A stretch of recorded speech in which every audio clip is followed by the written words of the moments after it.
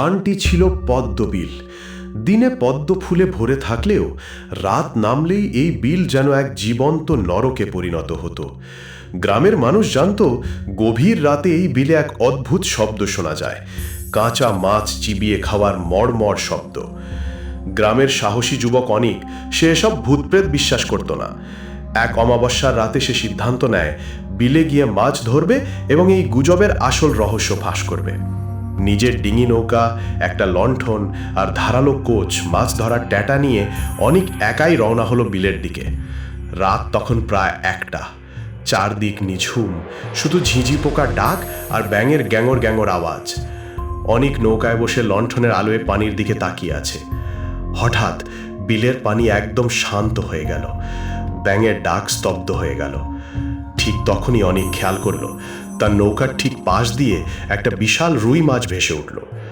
মাছটা স্বাভাবিক ছিল না, ওটার অর্ধেক শরীর যেন কেউ জ্যান্ত কামড়ে খেয়ে নিয়েছে। ঠিক তখনই অনিকের নাকে এলো এক তীব্র পচা আষ্টে গন্ধ, যে গন্ধে দম আটকে আসে।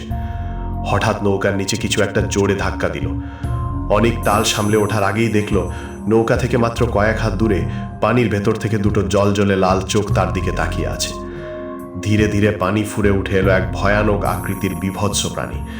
মানুষের মতো দুটো হাত পা, কিন্তু গায়ের চামড়া কুচকুচে কালো আর শ্যাওলা জড়ানো। মুখ ভর্তি করাতের মতো ধারালো দাঁত আর নখগুলো ঈগলের মতো বাঁকানো। তার এক হাতে ধরা এক বিশাল জ্যান্ত বোয়াল মাছ। অনিকের চোখের সামনেই সেই পিশাচটা মাছের মাথায় একটা কামড় বসালো। ছিটকে আসা রক্তে বিলের পানি লাল হয়ে গেল। মড়মড় করে কাঁচা হাড় চিবানো সেই ভয়ানক শব্দে অনিকের বুক কেঁপে উঠল। ভয়ে অনিকের হাত থেকে লণ্ঠনটি পানিতে পড়ে গেল। চারদিক ঘুটঘুটে অন্ধকার।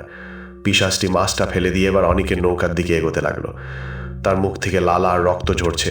সে এক অদ্ভুত হিংস্র গলায় হিস হিস শব্দ করতে লাগলো। অনিক বুঝতে পারল আজ আর রক্ষা নেই। পিশাচটি যখনই নৌকার গলুই ধরে ওপরে ওঠার চেষ্টা করলো, অনিক তার সর্বশক্তি দিয়ে হাতের ধারালো কোচটি ট্যাটা পিশাচের বুক লক্ষ্য করে ছুঁড়ে মারল। কোচটি সোজা পিশাচের কাঁধে গিয়ে বিঁধল। এক অমানসিক আর্তনাদ করে উঠল পিশাচটা। সেই শব্দে পুরো বিল যেন কেঁপে উঠল।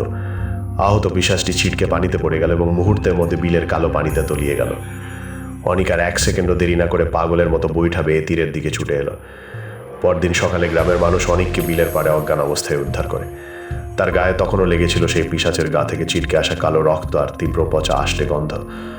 অনিক প্রাণে বেঁচে গেলেও সেই রাতের পর থেকে সে আর কোনোদিন কথা বলতে পারেনি।